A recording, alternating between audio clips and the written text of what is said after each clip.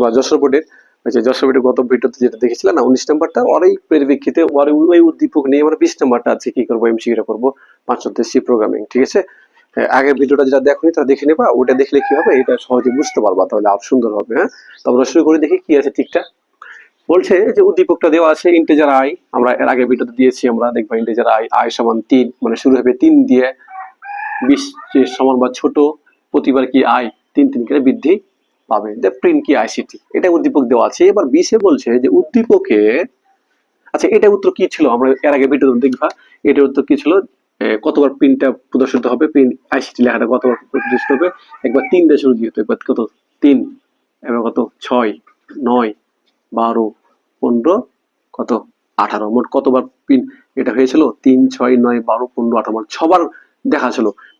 এখন এভাবে যখন ছিল এর আগে ভিডিওতে দেখবা 19 নাম্বার টিকটাতে, তখন আইসিটি মোট কতবার, একবার যখন 3 মানে একবার, 6 আরেকবার, 9 হবে আরেকবার, 12 হবে আরেকবার, 15 হবে আরেকবার, 18 হবে আরেকবার, 21 হবে না কারণ 20 পর্যন্ত বলেছি, 20 ছোট পর্যন্ত। সুতরাং কি এই মোট 6 বার কি প্রদর্শিত হয়েছিল আইসিটি লেখাটা। কিন্তু এবার 20 নম্বরে কি বলছে দেখো, একটা কন্ডিশন লাগাইতে বলছে জোড়া, বলছে উদ্দীপকে প্রিন্ট এফ আইসিটি স্টেটমেন্ট, মানে প্রিন্ট এফ আইসিটি স্টেটমেন্ট এর পূর্বে মানে আগে যদি আমরা ইফ এটা আরেকটা কন্ডিশন দিই, ইফ আরেকটা কন্ডিশন দিই যে আই সমান সমান 12, মানে আই সমান সমান যখন 12 হবে অথবা আই সমান সমান যখন 18 হবে দিয়ে কন্টিনিউ করতে বলি, ব্যবহার করলে আইসিটি লেখাটি কতবার প্রদর্শিত হবে।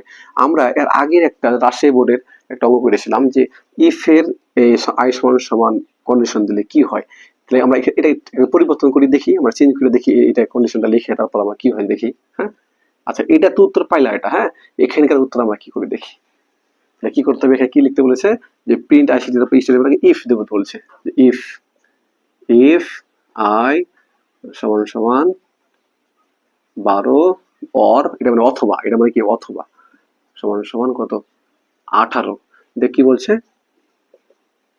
কন্টিনিউ, শেষ হয়ে গেল। দে এখন কি প্রিন্ট এফ দেখি হবে আই সি টি, শেষ।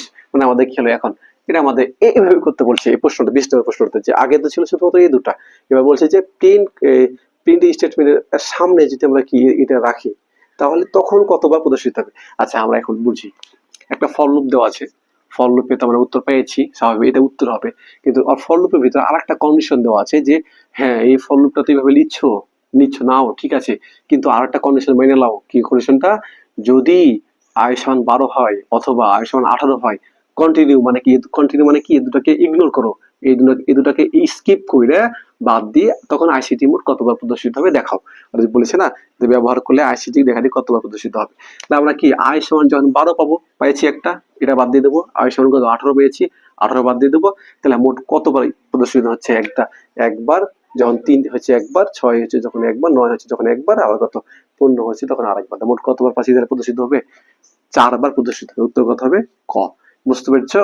হ্যাঁ, এটা বুঝতে পারবা। এর আগে আমাকে ঠিক দেওয়া আছে ইফ আই সমান সমান 12 অথবা আই সমান সমান 18 হলে তখন কন্টিনিউ করো, মানে এই দুটাকে ইগনোর করে তুমি কন্টিনিউ করো। তখন আমরা কি করলাম 12 আর 18 কে ইগনোর করে কি করলাম কন্টিনিউ করলাম, তাহলে মোট কতবার হবে তাহলে 4 বার প্রদর্শিত হবে, 4 বার প্রদর্শিত হবে। আচ্ছা এই বুঝতে পেরেছো? হ্যাঁ, আসসালামু আলাইকুম।